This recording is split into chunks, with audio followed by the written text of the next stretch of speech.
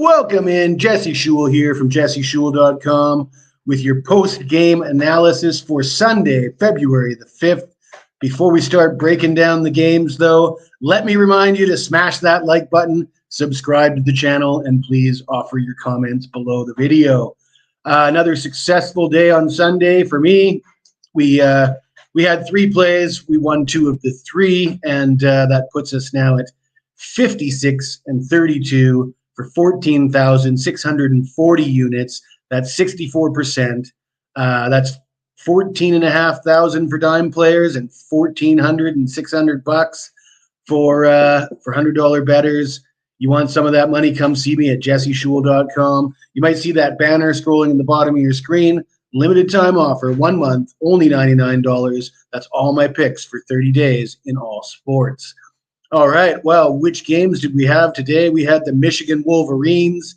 We paid a pretty significant price to back them to win straight up, but they didn't disappoint. Michigan won easily 77-69. That game was actually not even as close as the final score would indicate. Let's have a look at what I had to say about Michigan. The Wolverines are in the middle of the pack in the Big Ten, and they will host an Ohio State team that appears to be in a downward spiral. The Buckeyes have lost 8 of their last 9 overall and 5 straight on the road. They also failed to cover in every single one of those losses. They come in with a 1-6 road record, averaging just 67 points per game on the road. Michigan has an 8-3 home record, and they have outscored opponents by an average margin of 8 points per game. And that was all pretty accurate, and that's how we saw it unfold. Ohio State has been a very strong team in the Big Ten in previous seasons, but this team appears to have dropped off, and I'm going to be in no hurry to be betting on Ohio State moving forward unless you're either giving me a ton of points or they're playing at home against a team that's below them in the standings. I'm probably either betting against them or passing. My other college game didn't go quite as well. I had Wisconsin as a slight money line favorite. It was a revenge game against Northwestern. Northwestern had beaten Wisconsin at home in January.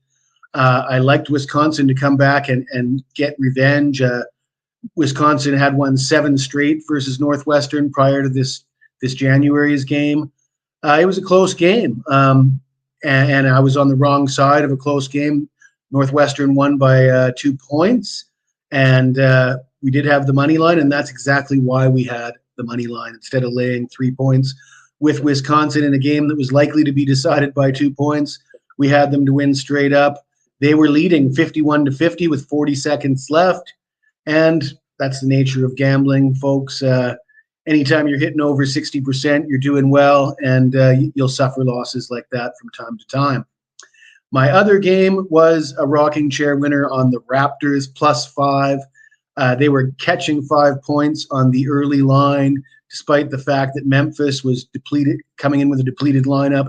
No Ja Morant, Dylan Brooks, or Steven Adams. That news was available. The bookmakers were slow to react. Perhaps there was some uncertainty to exactly who was going to play for Memphis, but it was quite clear that they were going to be shorthanded, and the line of +5 wasn't accurately reflecting that.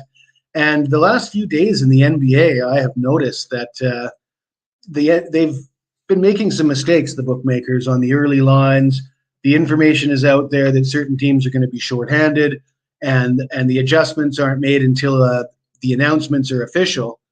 I mean, a lot of times it might not be quite official, but you can sort of see which way it's going to go. And that was the case with the Denver game today. It was the second game of a back-to-back. Of course, I had Denver last night, on Saturday night, and I said that Jokic would play in the front end of the back-to-back and rest in the second game of the back-to-back.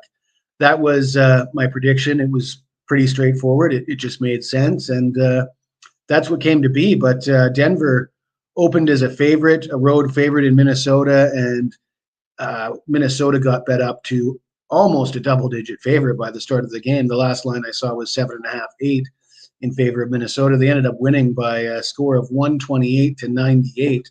So another game where you could have easily predicted that Joker was going to sit, and an easy bet on Minnesota at home, playing a Denver team on the back end of a back-to-back. What do we got scheduled for Monday?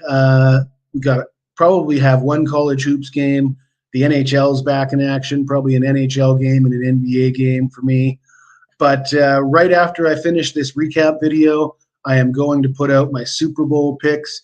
I have them all written down. I'm pretty excited about them. We're going to give out 5 props on the channel here.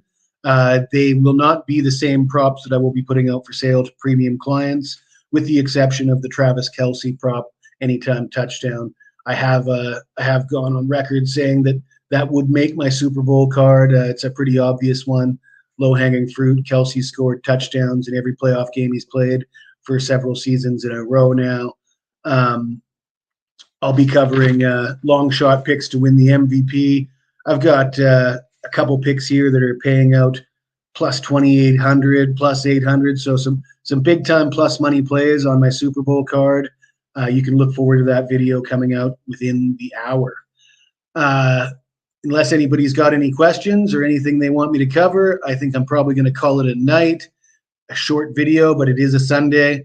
A lot of work to do for the upcoming Monday. So I'll let you go, and we'll talk to you soon.